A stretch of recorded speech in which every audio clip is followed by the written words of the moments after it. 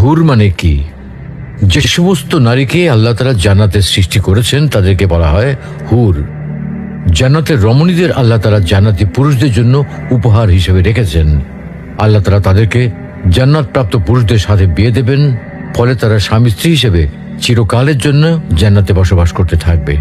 মহান আল্লাহ বলেন, كذلك وزوجناهم بحور عين আর আমি তাদেরকে বড় চোখ বিশিষ্ট হুরদের সাথে বিয়ে দেব।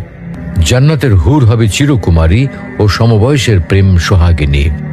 জান্নাতে একজন হুর যদি দুনিয়ায় একবার দৃষ্টি দিত, তাহলে আকাশ ও জমিনের মধ্যবর্তী স্থান সুবাসে ভরে যেত।